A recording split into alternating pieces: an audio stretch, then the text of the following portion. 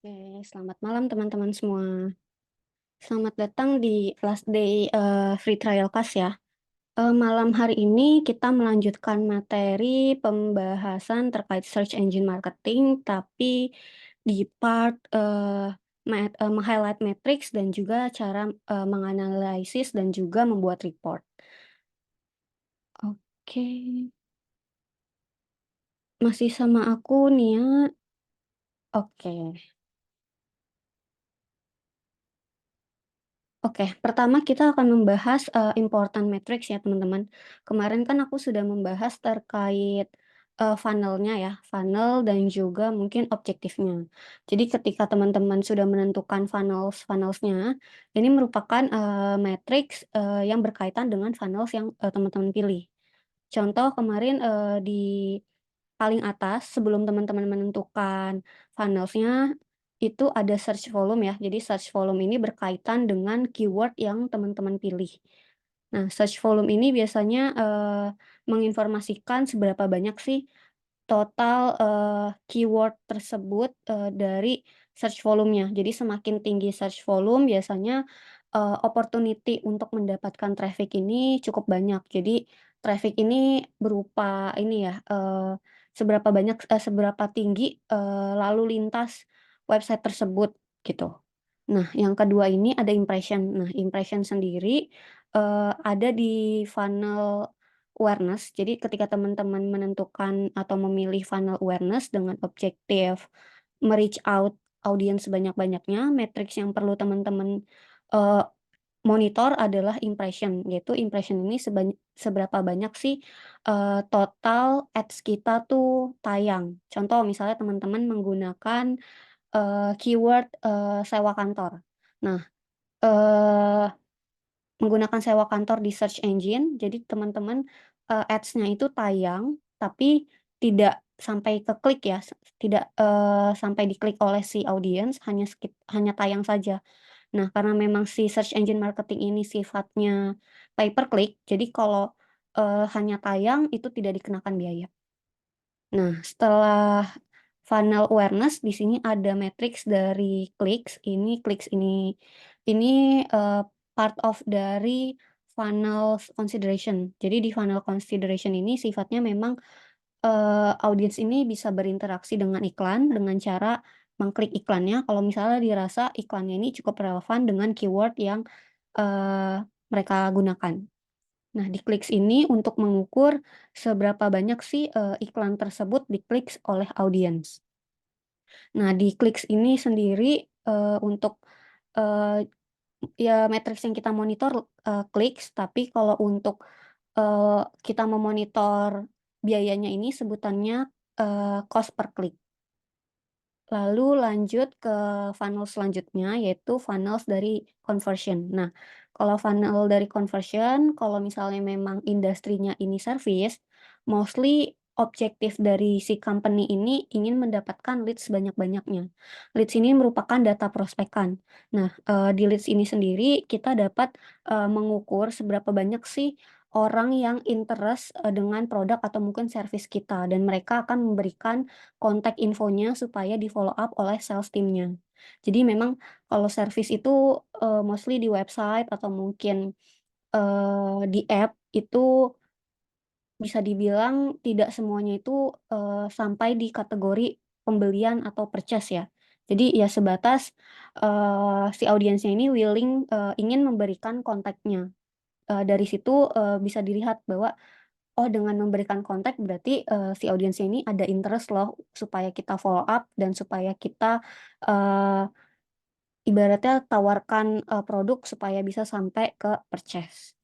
Yang selanjutnya sendiri di funnel conversion juga ada conversion-nya nih. Nah, conversion-nya sendiri untuk mengukur, seberapa banyak sih jadi kalau di leads ini biasanya dihitung dari Jumlah orang memberikan kontak, kalau di conversion sendiri di search engine, itu bisa mengukur berapa kali sih audiens itu mengisi form di, website kita. Contoh misalnya, biasanya nih kalau dari, praktiknya yang aku temui, contoh di, perusahaan GoWork. bulan ini memperoleh conversion 300, tapi secara, quantity jumlah realnya dari 300 orang itu ada yang double loh mengisinya. Jadi ada yang 2 kali, bahkan 3 kali. So, dari 300 conversion itu mungkin hanya sekitar 200 leads nih yang memang benar-benar istilahnya, eee, hanya satu kali mengisi, seperti itu. Dan yang selanjutnya juga ada revenue. Nah, revenue sendiri juga biasanya diukur ketika memang, di tahap funnel conversion tapi sudah masuk ke purchase. Jadi kalau misal memang objektifnya leads only, biasanya revenue-nya ini belum bisa langsung kita ukur. Dan yang, selanjutnya ini ada cost. Nah, cost-nya sendiri ini, biaya yang kita keluarkan selama, menjalankan ads dengan masing-masing, funnel.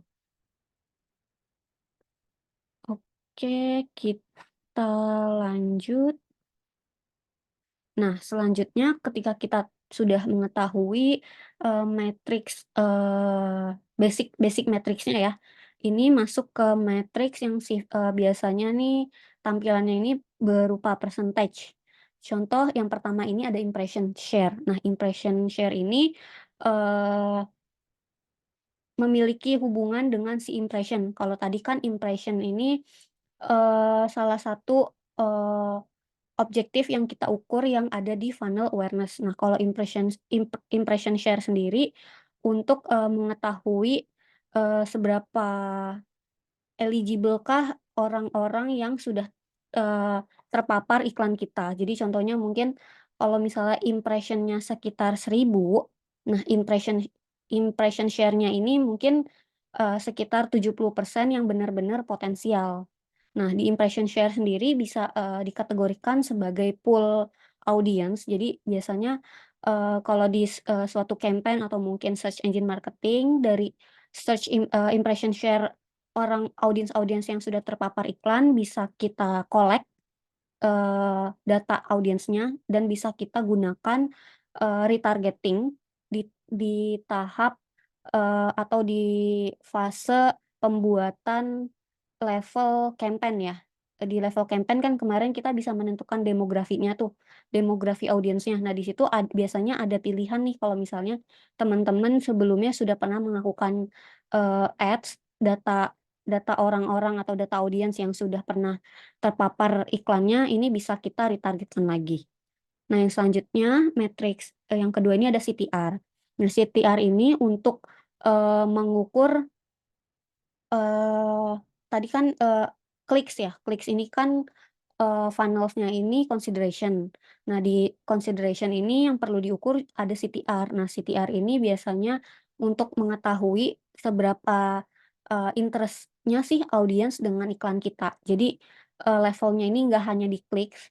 Kalau di clicks kan tadi mungkin 1.000 orang yang ngeklik, tapi kita belum tahu nih, relevansi iklannya ini seberapa persen sih. Biasanya CTR, best practice yang ada di search engine marketing minimal di 10%. Kalau misalnya berada di 10% berarti biasanya dari sisi relevansi keyword dengan kontennya, atau mungkin relevansi keyword dengan headline dan description yang tampil di search engine itu belum sesuai.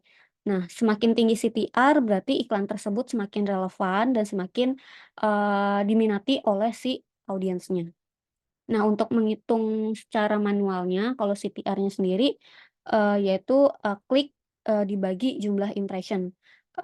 Jadi klik dibagi jumlah ads kita yang sudah tayang untuk mendapatkan CTR. Lalu yang selanjutnya ini conversion rate. Nah, di conversion rate ini masuk ke funnels, eee, conversion. Di conversion sendiri kan tadi tidak hanya leads dan juga conversion yang kita cek, tapi kita juga bisa ngecek, conversion rate-nya. Untuk menghitung manualnya ini, conversion per klik. Lalu di conversion rate sendiri kita juga bisa tahu gitu, percentage orang-orang yang convert dari total clicks-nya ini seberapa persen sih? Contoh misalnya, ada sekitar 1.000 orang yang convert ya, dari, 10.000, dari 10.000 audiens, berarti sekitar 10% conversion rate-nya. Semakin tinggi conversion rate berarti semakin, bagus nih, tingkat, quality audiens yang convert-nya. Lalu yang selanjutnya di CPC. Nah, di CPC ini, masuk ke funnel consideration. Jadi di funnel consideration kalau tadi kita refresh ada matriks clicks, ada metrik CTR. Nah, CPC ini untuk mengukur, jumlah cost yang kita keluarkan ketika menjalankan funnel, consideration. Jadi untuk menghitung manualnya ini bisa, dengan cara cost per clicks. Jadi seberapa banyak sih uang yang kita keluarkan untuk mendapatkan, 1 clicks. Contoh mungkin, best practice yang, biasa aku lakukan, harga, yang cukup optimal di CPC-nya sendiri, range-nya ini mungkin kalau servis ya, eee, average-nya ini sekitar 3.000 sampai 7.000 untuk satu kliknya. Tapi kalau misalnya sudah berada di atas 7.000 nah itu bisa kita, adjust, dari sisi strateginya apakah sudah sesuai atau belum. Berarti kalau misalnya di atas, benchmark-nya di atas 7.000 mungkin klik untuk CPC-nya ini untuk mendapatkan satu kliknya ini di sekitar 15.000 wah itu cukup mahal sih. Mungkin, bisa di-stop dulu untuk sementara untuk kita, retargetkan kembali keyword-nya, kita refresh lagi, headline dan juga description-nya. Lalu yang selanjutnya ada CPL atau cost per leads. Nah, di cost per leads ini untuk perhitungan manualnya ini cost dibagi leads. Nah, ini, untuk mengukur, seberapa besar uang yang kita keluarkan untuk mendapatkan satu leads. Nah, biasanya kalau di industri service, eee, cost per leads termahal itu range-nya ya 150.000 sampai di 500. Tapi kalau misalnya sudah berada di atas 500.000 dari sisi cost-nya sudah tidak efisien dan bisa kita optimalkan. Tapi kalau misalnya memang industrinya retail, mungkin jual beli gitu ya, yang memang, bisa sampai ke purchase itu mungkin average CPL-nya itu nggak lebih dari 50.000 sih. Lalu yang selanjutnya ini ada CPS, cost per sales. Nah, cost per sales ini, untuk mengukur seberapa banyak sih uang yang kita keluarkan untuk mendapatkan satu sales. Lalu yang selanjutnya juga ada, ROAS ya, return of ad spend. Nah, kalau di digital marketing khususnya mungkin ranahnya di paid ads, ini teman-teman harus tahu sih perhitungan, ROAS itu seperti apa, lalu manfaatnya itu apa. Nah, ROAS ini sendiri untuk menghitung manualnya ini caranya revenue, total pendapatan, atau total penjualan yang kita peroleh dari ads dibagi jumlah cost yang sudah kita keluarkan. Contoh misalnya cost yang kita keluarkan dalam sebulan 20 juta. Lalu untuk, revenue yang kita dapat gitu ya, selama melakukan ads sendiri, revenue-nya sekitar, 200 juta. Nah itu, ROAS-nya bisa dihitung tuh, oh berarti kalau misalnya sekitar ROAS-nya 10 kali udah cukup bagus. Tapi kalau misalnya average-nya sih ROAS-nya 10 kali udah cukup bagus ya, tapi mostly ROAS-nya itu biasanya kalau industrinya service di angka 5 juga sudah cukup lumayan, seperti itu. Nah, yang selanjutnya ini aku langsung kasih contoh aja, cara ini salah satu activity yang selalu aku lakukan sebagai digital marketing. Contoh di sini aku membuat report dari Google Ads Search Engine Marketing, yang mana objektifnya ini, karena memang industri yang aku handle ini di service, jadi objektifnya itu leads, aku menjalankan funnel conversion. Nah, aku selalu membuat, comparison, bulan ke bulan ya, karena memang, sifatnya ini monthly report.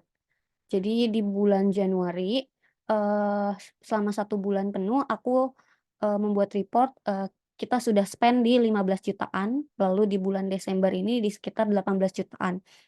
Lalu untuk funnel conversion, sendiri tadi aku info, untuk matriks yang kita highlight ini ada conversion dan juga cost per conversion. Tapi karena di sini aku nggak hanya ingin melihat, dari sisi conversion-nya aja, aku ingin cek nih dari sisi, klik, CPC, dan CTR ini juga aku monitor. Tujuannya apa? Karena kalau misalnya kita fokus ke funnel conversion dan hanya mengukur 2 matriks ini, kita nggak bisa tahu nih faktor-faktor lainnya. Nah, di sini aku masukkan, eee, klik ya. Di sini bisa dilihat comparison-nya di bulan Januari mendapatkan klik sebesar 6 ribuan dan di bulan Desember di sekitar 5 ribuan. So, perubahannya ini kita meningkat di 9 persenan untuk jumlah kliknya. Lalu untuk CPC-nya sendiri, cost per kliknya, untuk mendapatkan 6 ribu klik, satu kliknya ini biayanya sekitar 2 ribu. Nah, ini cukup murah dibandingkan dari bulan sebelumnya. Which is ini ada, ini ya, penurunan di sekitar -25% ini cukup bagus, karena cukup efisien. Lalu yang selanjutnya CTR. CTR ini klik, through rate yang mana menandakan semakin tinggi CTR berarti, relevansi iklannya cukup baik, lalu dari sisi iklan yang tayang dengan, perbandingan orang yang ngeklik ini cukup, tinggi ya di sekitar 16%. Nah, di sini juga aku, menentukan KPI. KPI ini aku tentukan secara internal dan based on, historical data.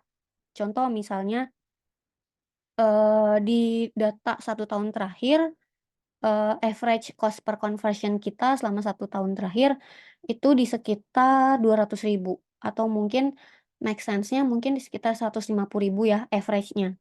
So, di tahun ini aku mau menargetkan aku ingin menurunkan, mendapatkan cost per conversion ini di bawah 150 ribu. Jadi aku coba targetkan dulu cost per conversion-nya di 120 ribu.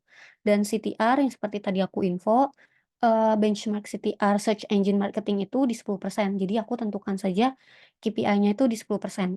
Nah, ini bisa dilihat untuk CTR bulan Januari, di 16%, lalu di bulan Desember ini 14%, which is ini ada peningkatan sekitar 13%. Lalu selanjutnya di conversion-nya sendiri nih. Nah, di conversion, memperoleh 166, jika di-compare dari bulan sebelumnya ini di 142, ada peningkatan di sekitar 16 persenan. Dan yang terakhir matriks yang di-highlight itu ada cost per conversion, di 91 ribu, which is ini achieve ya dari sisi KPI yang kita targetkan di 120 ribu, dan jika di-compare dari bulan sebelumnya kita ada penurunan di sekitar 30%. Nah, bisa dilihat, untuk KPI-nya sendiri, relevansi antara CTR dengan, cost per conversion ini menandakan bahwa, mungkin dari, orang yang ngeklik sekitar 6.200, itu hanya sekitar 166 nih yang memiliki kebutuhan atau memiliki urgensi sampai ke convert, sampai memberikan, kontak kontak dari audiens gitu ya. Jadi memang aku di sini nggak mengukur dari sisi CPL-nya atau cost per leads-nya. Jadi aku hanya mengambil, dari sisi conversion-nya. Dan yang terakhir ini, slide yang terakhir ya di materi kali ini, di sini karena memang aku menjalankan funnel conversion, jadi memang yang di-breakdown ini matriks dari, conversion yaitu conversion dan juga cost per conversion-nya. Nah, di sini aku tidak hanya, mencek tren dari bulan sebelumnya, tapi aku juga cek dari tren tahun lalu gitu ya. Nah, di tahun lalu nih ternyata conversion yang bisa diperoleh tuh cukup tinggi di 209. Nah, di Desember ini karena memang, dianalisa lagi nih, kenapa ya di tahun 2023 tuh cukup tinggi 209, tapi, di Desember nih menurun, lalu di Januari 2024 ada kenaikan, tapi jika di-compare dari 2023 ini menurun lagi. Nah, ini bisa dilihat nih, mungkin ketika aku melakukan analisa yang aku lihat adalah di bulan Januari 2023 ini, cost yang kita keluarkan ini sekitar 21 juta. Sedangkan di, slide, sebelumnya, di bulan Januari ini cost yang kita keluarkan hanya di sekitar 15 jutaan. Sehingga mungkin salah satu faktornya, kenapa sih conversion kita ini tidak, semaksimal di Januari 2023. dan bisa dilihat juga. Jadi, biasanya semakin tinggi cost yang kita keluarkan, dari sisi cost per conversion itu juga cenderung lebih mahal. Bisa dilihat di Januari 2024 karena kita spend cost-nya di sekitar 15 jutaan, ini berpengaruh cukup signifikan ya, untuk cost per conversion-nya hanya di sekitar 92.000. Dan di bulan Desember, kenapa paling tinggi, karena, dari cost yang kita keluarkan di sekitar 18 jutaan ini, kita hanya memperoleh 142 leads. Jadi, semakin tinggi, nah dari sini juga teman-teman bisa lihat, untuk semakin tinggi cost ini bukan berarti kita bisa mendapatkan, conversion sebanyak-banyaknya, tapi kita bisa lihat nih faktor-faktornya. Mungkin karena di bulan Desember, banyak hari libur, relevansi hari libur dengan brand goer tuh apa? Jadi brand goer karena industrinya sewa kantor, biasanya kalau misalnya trennya sendiri di hari libur, contoh libur lebaran, libur akhir tahun, itu sudah pasti akan berpengaruh signifikan ke conversion-nya. Biasanya conversion-nya akan rendah, meskipun kita menggunakan, budget atau cost setinggi-tingginya.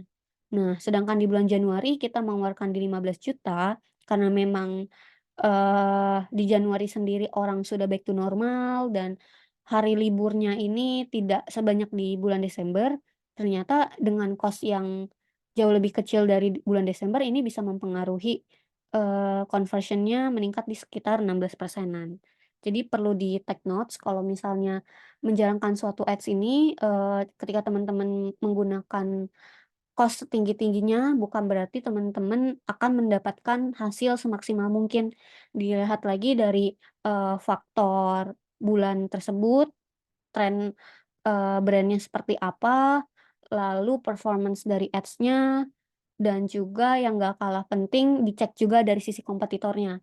Jadi contoh misalnya, di bulan Desember biasanya kompetitor juga akan sedikit lebih slow nih. So, kita juga nggak perlu terlalu mau compete lah ya, terlalu ingin, ibaratnya, eee, selangkah lebih maju. Jadi kita bisa cek juga nih, kompetitor ini, marketnya seperti apa sih.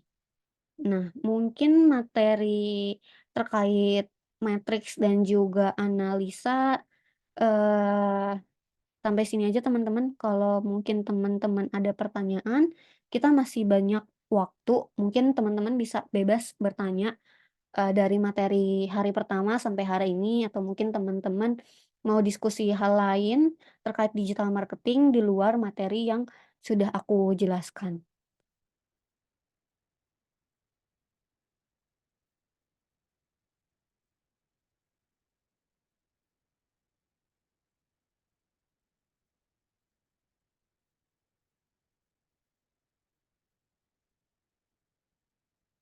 Oke, ini udah ada pertanyaan dari Kak Alvaro. Halo Kak, izin bertanya ya, saya masih sedikit bingung penjelasan dari leads. Untuk perusahaan jasa atau servis, apakah paling bagus tetap menggunakan leads atau conversions? Namun untuk leads, kan goals-nya untuk provide informasi audiens. Sedangkan goals yang ingin kita capai kan bagaimana target audiens ini menghubungi kita atau sama saja keduanya. Oke. Aku jawab pertanyaan yang pertama dulu ya. Untuk, industri jasa atau servis, balik lagi sih kalau misalnya memang company-nya ini, kalau contoh misalnya aku ambil contohnya di GoWork ya. Nah, di GoWork ini, di materi pertama, di hari pertama kalau Kak Alvaro mengikuti kelas dan ingat, kita ada pembahasan terkait inbound marketing dan juga outbound marketing. Nah, contoh, GoWork ini kan industrinya jasa ya, industrinya jasa. Nah, kita bisa cek nih, GoWork sendiri, produknya ini bisa dibilang orang-orang tertentu aja yang membutuhkan, servis, sewa kantor, jasa sewa kantor. So, dari situ kita juga bisa langsung aware, oh kalau misalnya hanya orang tertentu, sudah pasti biasanya hanya orang-orang tertentulah yang mencari, eee keyword tentang sewa kantor. Jadi kita, bisa tahu proporsi antara inbound sama outbound-nya. Karena inbound sendiri kan, audiensnya dulu kan yang harus aktif, sedangkan si outbound-nya ini kita yang ibaratnya jemput bola. So dari sini, aku ketika aku join di GoWork, aku sudah mulai paham, oh berarti kalau misal service biasanya inbound-nya tuh komposisinya lebih besar dibandingkan outbound.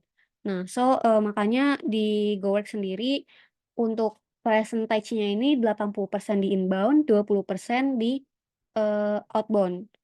Nah, karena 80%-nya ini inbound leads, di inbound, marketing, jadi gimana sih caranya mengumpulkan, audiens yang, ingin memberikan kontaknya supaya kita follow up gitu kan. Makanya untuk meng-cover hal tersebut, objektif yang kita pilih adalah mengukur leads-nya, mengukur seberapa banyak sih orang yang, ingin kita follow up supaya bisa, purchase, produk sewa jasa kantor kita. Nah mungkin, menjawab nggak ya kira-kira untuk, pertanyaannya? Karena perbedaan antara conversion sama lead sendiri sebenarnya nggak beda jauh. Mungkin, kalau di search engine marketing di dashboard terutama di dashboard-nya ya, itu biasanya kalau kita menjalankan funnels, conversion, matriks yang kita ukur tetap conversion dan cost per conversion. Nah, kalau untuk leads-nya sendiri, kita bisa ukur dengan menggunakan CRM tools. CRM tools itu customer relationship management. Jadi kita menggunakan, tools khusus untuk menghitung leads-nya. Jadi perhitungan antara conversion dengan, leads-nya sendiri tuh berbeda. Contoh misalnya, sorry ini teman-teman kepencet atau gimana nih? Masih aman ya? Masih kelihatan atau gimana? Nah, di sini karena funnel yang aku jalankan conversion, jadi sementara di search engine marketing, yang aku ukur tetap conversion dan cost per conversion-nya nih, di 166, jumlah conversion-nya. Tapi kalau misalnya aku ngecek di, tools CRM, nama toolsnya ini HubSpot ya teman-teman. Jadi ketika aku menggunakan HubSpot, jumlah, leads yang kita terima itu berbeda dengan, yang search engine marketing report. Di report ini menghasilkan 166 conversion dengan 90.000, cost per conversion-nya. Sedangkan real leads-nya yang kita peroleh di tools CRM tersebut hanya di sekitar 100, leads.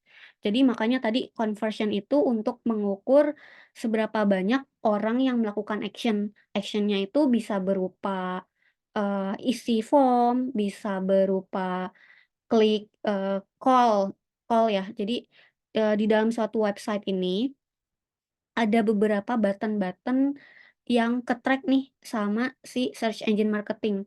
Contoh misalnya, kemarin pas setup campaign gitu ya, teman-teman bisa memilih, eee, conversion yang khususnya submit form aja. Jadi, di conversion 166 ini only orang-orang yang mengisi form.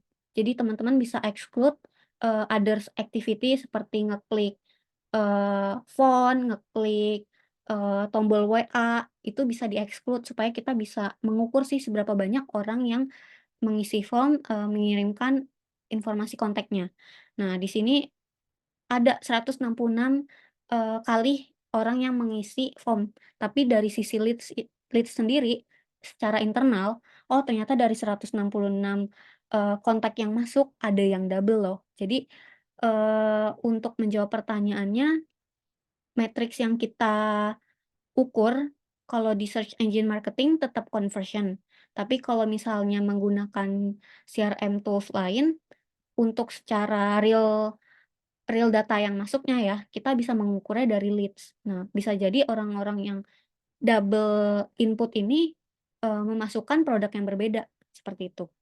Lalu, semoga ini menjawab, tapi kalau misalnya masih belum jelas boleh ditanyakan lagi ya. Lalu pertanyaan yang kedua, namun untuk leads kan goals-nya untuk provide audience informasi. Sedangkan goals yang ingin kita capai kan, bagaimana target audience ini menghubungi kita atau sama aja keduanya. Jadi kalau lead sendiri, seperti yang tadi aku bilang, action-nya ini cukup banyak ya. Nggak hanya orang-orang memberikan data diri, ada juga orang yang ada juga orang yang ngeklik, tombol WA sampai ke mengirim WA, ada yang bahkan, sampai nge-call gitu. Nah itu, salah satu action dari si conversion. Makanya objektifnya ini sebelum setup campaign kita bisa memilih tuh conversion action-nya, submit form atau mungkin ada klik button lainnya. Jadi, dari sisi conversion atau lead sendiri, audiens sama-sama tipe audiensnya ini sama-sama inbound ya, sama-sama memiliki urgensi terlebih dahulu, dari urgensi tersebut bisa kita follow up lagi supaya bisa convert sampai ke purchase. Semoga menjawab, tapi kalau misalnya belum menjawab, boleh ditanyakan lagi. Oh, ini ada lanjutan pertanyaan. Nah, misal, goals saya kan biar audiens menghubungi perusahaan kan, Kak. Berarti baiknya pakai conversion aja ya? Kalau di ini berarti yang ditanyakan ini, funnels yang ada di search engine marketing ya? Kalau di search engine marketing bisa memilih funnel conversion, di funnel conversion ini, untuk matriks yang dimonitor itu conversion dan cost per conversion-nya. Kalau misalnya yang menghubungi, iya kalau menghubungi mungkin bisa button call atau mungkin WA chat ya, itu bisa conversion-nya aja sih. Semoga menjawab ya. Lalu ini ada pertanyaan selanjutnya dari Kak Rey. Halo Kak, izin bertanya, sebagai digital marketer biasanya kendala apa saja yang dihadapi? Bagaimana jika matriks tidak mencapai sesuai KPI?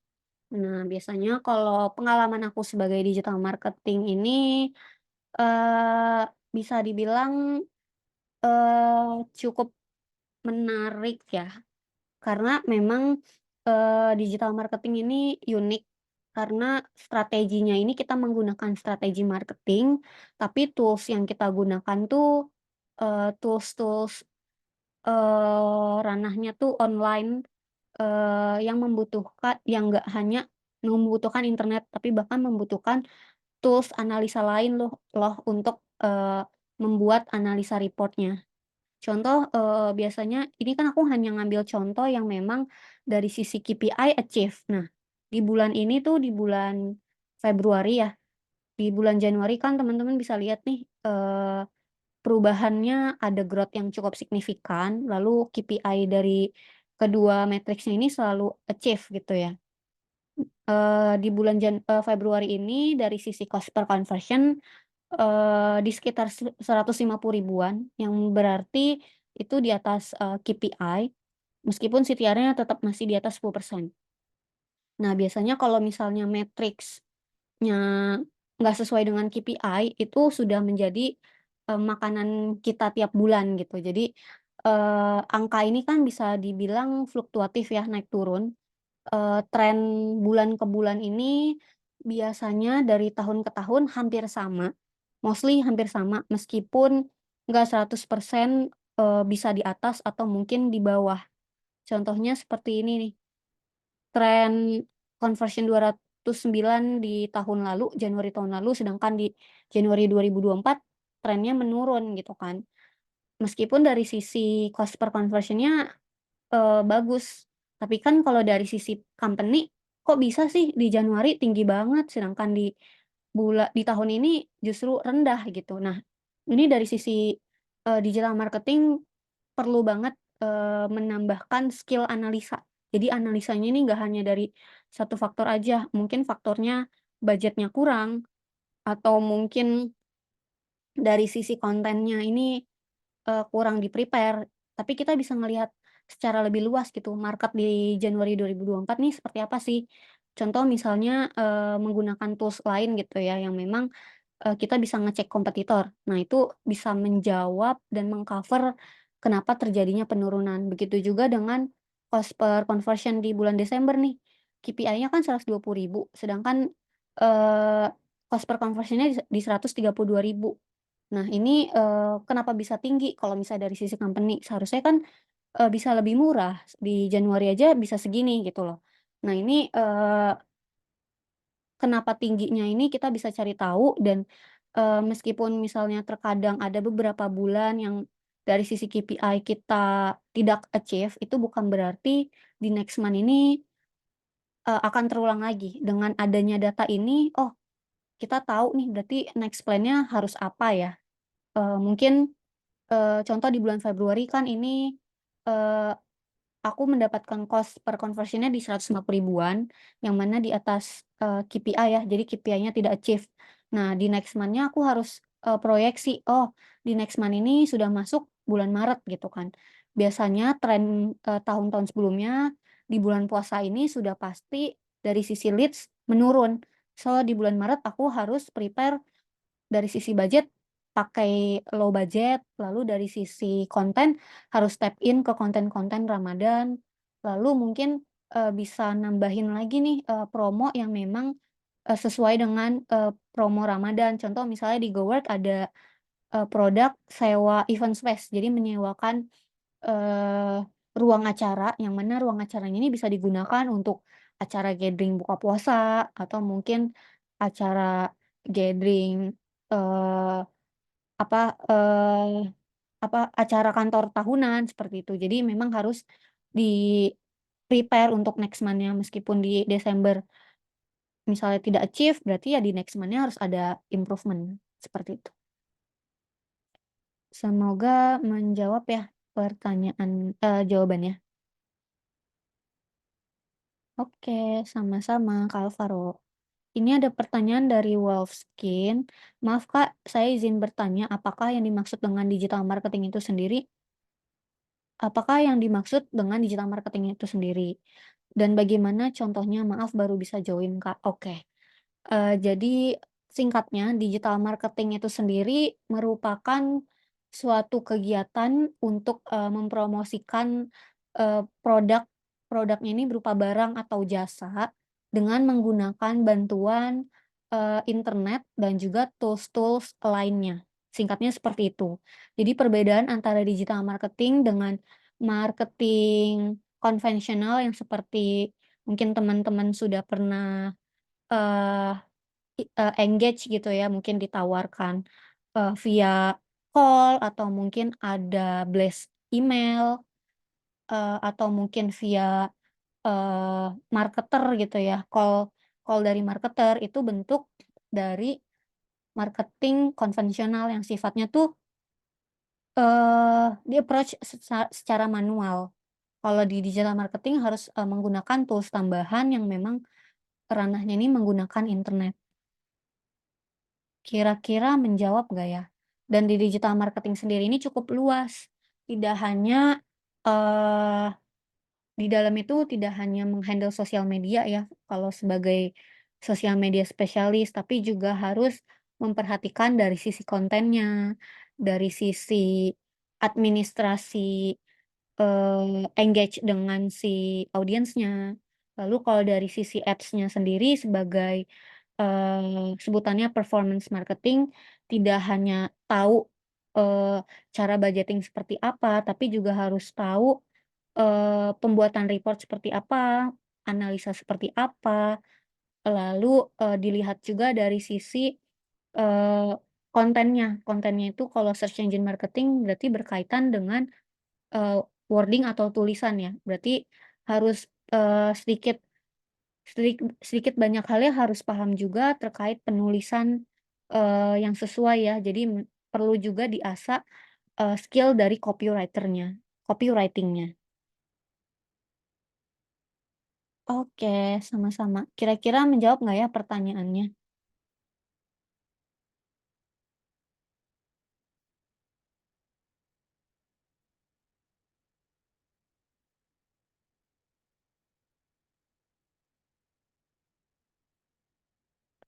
Gimana nih teman-teman, ada pertanyaan lain kah?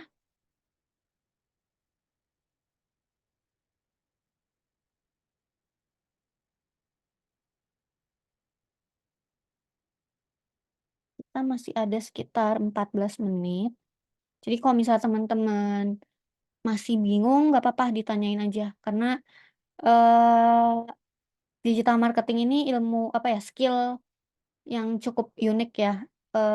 Kalau di kantor aku sendiri, aku nggak hanya harus tahu strategi marketing, tapi aku harus tahu juga, dari sisi IT-nya gitu. Jadi karena digital asset, dari kantor aku itu ada website, ada apps, ada sosial media. Jadi aku tidak hanya harus menguasai dari sisi sosial medianya, tapi aku juga harus, menguasai dari sisi website dan juga aplikasi. Nah, aplikasi dan website sendiri juga dari tim digital marketing yang memonitor. Jadi, biasanya kan ada tim developer yang membuat website, ada yang membuat aplikasi.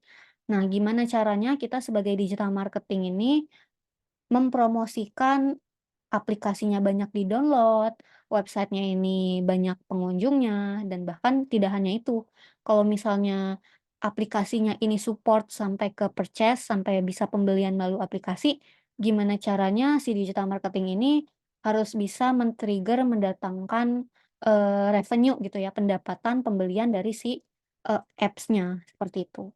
Jadi cukup luas sih, digital marketing.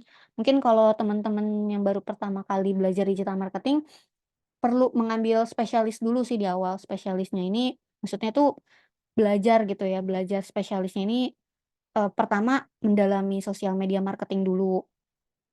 Di sosial media marketing tuh apa aja sih komponen-komponennya, matriksnya apa, lalu prakteknya seperti apa. Jadi kalau misal dirasa teman-teman sudah cukup memiliki knowledge yang mumpuni gitu ya terkait sosial media dan dirasa, "Oh, sosial media ya seperti ini aja gitu." Dan bahkan jenjang karirnya bukan aku tidak bilang di jenjang karir sosial media tuh ya hanya stuck di, sosial media, manajer aja.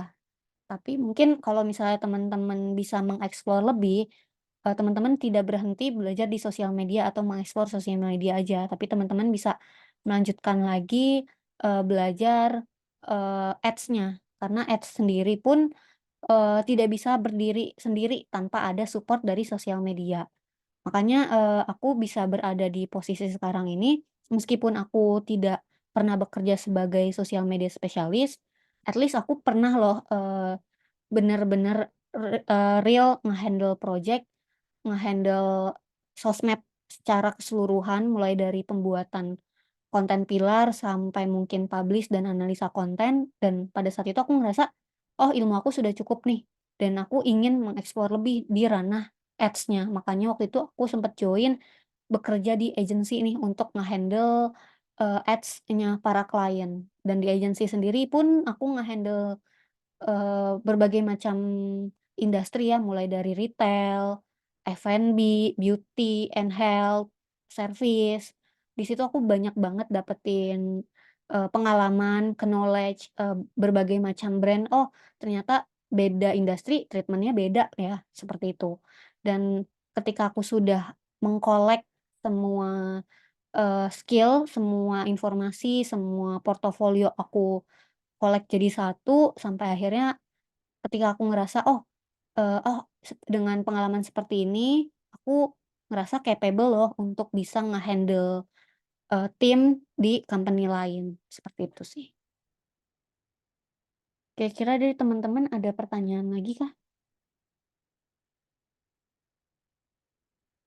Oke, ini ada pertanyaan lagi dari Kak Alvaro.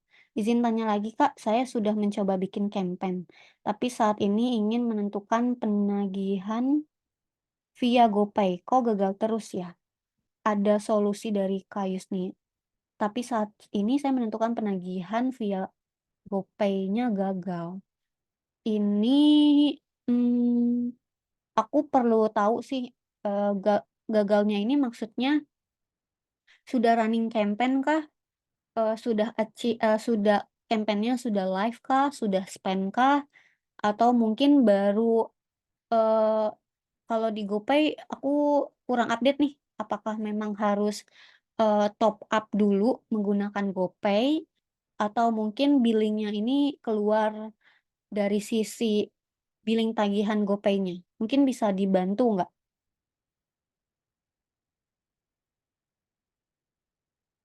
Maksudnya dibantu informasi secara lebih jelasnya dari Kak Alvaro. Mungkin kalau bisa open mic boleh loh.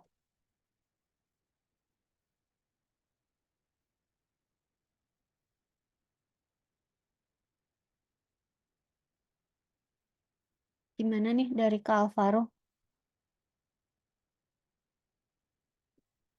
Boleh boleh, boleh banget. Oh ya, halo Kak Yusnia. Halo. Iya nih, kan saya udah nyoba untuk bikin campaign nih. Cuman pas saya pengen menentukan penagihan di GoPay itu selalu gagal karena eh, nggak terverified aja di GoPay-nya kayak nggak muncul kodenya atau gitu loh Kak. Oh, jadi ini masih di tahap setup ya? Nah Setup. betul. Oke, di setup account berarti ya? Mm-mm, iya iya. Nah, biasanya kalau di setup account ini eh, kenapa mungkin verified kodenya nggak masuk? Ini juga pernah terjadi sih. Temen aku tuh waktu itu kayak semacam pilihannya tuh ada top up, ada billing penagihan. Nah, di billing penagihan ini nggak dari sisi GoPay-nya ini cukup lama mengirimkan kodenya. Biasanya bisa pilihan lainnya sih bisa diganti selain payment metode selain GoPay ya. Kalau misalnya memang ini udah berapa lama nunggu kodenya tuh eh nggak terkirim gitu. Ada di sekitar 1 kali 24 jam nggak? Udah sih, udah Kak. Oh Eh, udah.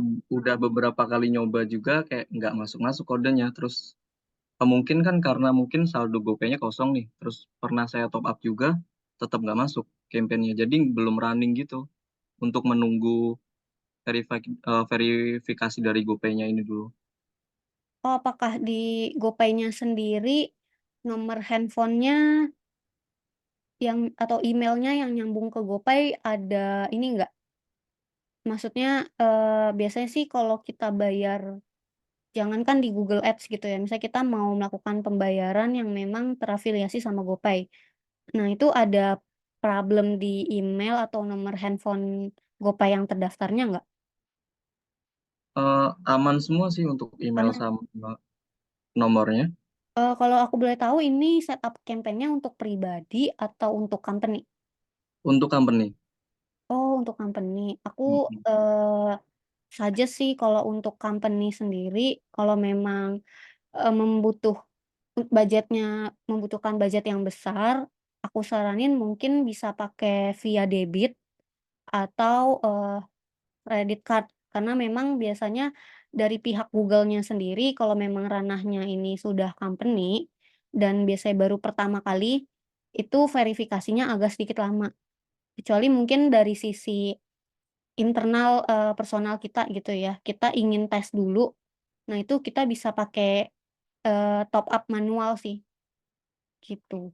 Kalau dari, other payment method yang lain sudah pernah dicoba atau mungkin misalnya ada kalau aku suggest ya, kalau untuk level company sih bisa pakai debit. Jadi billing-nya jadi kan, kalau di dashboard Google Ads sendiri, itu ada di bagian billing. Billing-nya itu, penagihannya tuh lebih, apa ya, sifatnya tuh bukan legal sih, lebih ke formal aja kalau misalnya memang, di account bank tertentu gitu. Aku suggest Iya, pakai yang ini sih, Kak, untuk yang levelnya company aku lebih suggest yang pakai bank. Maksudnya karena memang ini secara legalitasnya company, yang memang ranahnya ke profesional, better coba dulu untuk yang banknya. Tapi kalau misalnya memang tetap mau dicoba account pakai GoPay, apakah bisa dicoba menggunakan account GoPay yang lain? Kayak gitu sih. iya coba deh nanti saya coba aja pakai debit lah ya, kredit card ya. Oke, aku boleh tanya nggak ke Kak Alvaro? Kalau dari Kak Alvaro sendiri berarti saat ini sebagai tim search engine marketing kah? Atau tim marketing atau tim sudah, di tim digital marketingnya? Saya sih sebenarnya di digital marketingnya, cuman berhubung di perusahaan saya itu juga baru pertama kali divisinya itu, dan itu baru saya yang megang, jadi kayak agak agak bingung aja sih Kak untuk Oh, memulainya. gitu. Jadi, perusahaannya baru pertama kali ingin menggunakan strategi digital marketing, so dari sisi digital asset setup, eee, account-nya pun belum, eee, terverifikasi gitu ya? Iya betul.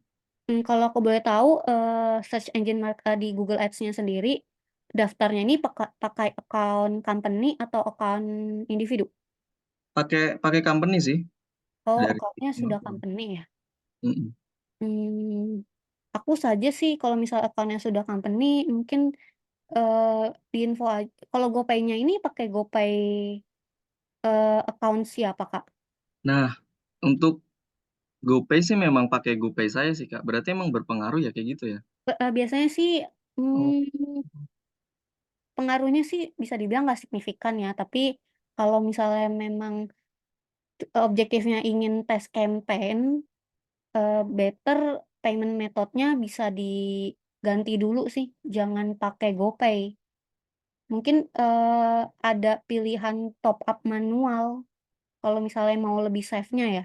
Top up manual let's say, 100.000. Nah, di 100.000 coba aja tes campaign untuk 1 minggu atau mungkin 3 hari. Jadi lebih safe aja. oke deh, oke Kak. Oke, Ya, terima kasih penjelasannya. oke. Dari teman-teman lain ada pertanyaan nggak?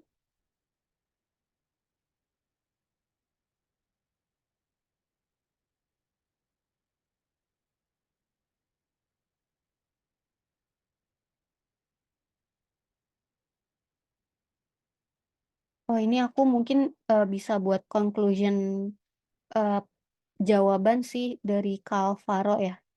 Kalvaro sendiri, eee, kerja di perusahaan industrinya service, tapi belum pernah menjalankan search engine marketing, lalu goals yang dipilih ini lebih ke conversion atau leads ya. Jadi kalau misalnya memang saat ini posisinya baru pertama kali running, di Google Ads, khususnya di search engine, bisa pilih, eee, yang leads untuk yang setup campaign awalnya tuh, pemilihan goals-nya. Nah, di leads-nya sendiri bisa, ditentuin nih, kalau kemarin kan aku tetap milih leads kan, tapi, untuk form-nya ini, untuk action-nya aku pilih form. Jadi tetap pilih leads, action-nya ini mungkin lebih ke call, WA manual bisa dipilih sih, kalau misalnya memang objektifnya supaya orang tuh menghubungi kita dulu. Atau mungkin bisa ditambahin juga action lainnya ya conversion orang yang submit form. Jadi, tidak jadi ibaratnya sekali jalan funnel leads bisa mendapatkan 3 action, yaitu action isi form, action orang yang nge-call, company, action orang yang sampai kirim WA dari klik button, WhatsApp-nya. Tapi kalau dari sisi matriks yang ukur itu tetap, conversion, dan juga cost per conversion. Tapi conversion-nya di sini, ditentukan aja. Tadi kalau misalnya memang fokusnya mau, orang yang menghubungi lebih dahulu, ya action-nya itu only call dan juga, message WhatsApp-nya, gitu. Kira-kira ada pertanyaan lagi kah teman-teman semua? Sudah jam 21:01.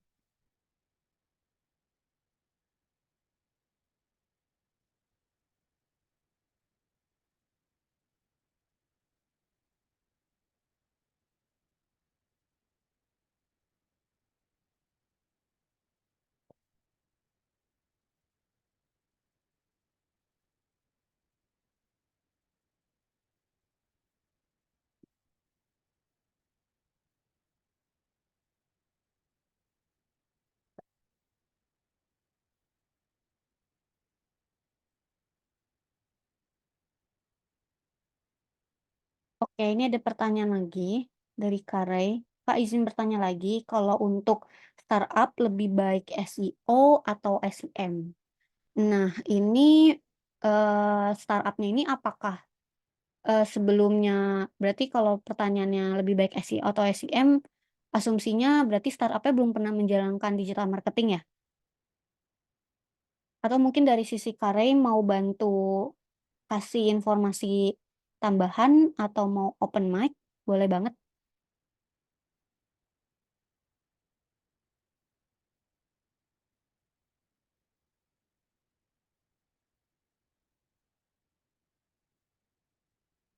Gimana nih Kak? Atau mungkin aku ambil asumsi aja kali ya, misalnya asumsinya ini, startup-nya belum pernah menjalankan, eee, iya baru mulai, oke. Iya baru mulai. Jadi kalau misal baru mulai dilihat lagi faktornya, kalau misal faktornya budget dari sisi marketing atau budget marketingnya belum ready, bisa difokusin dulu ke SEO-nya. Karena kan ibaratnya SEO ini, organik yang sifatnya tidak mengeluarkan biaya, tapi kita nggak bisa rely on atau mengandalkan SEO, karena memang SEO ini membutuhkan waktu sekitar 3 sampai 6 bulan supaya menghasilkan.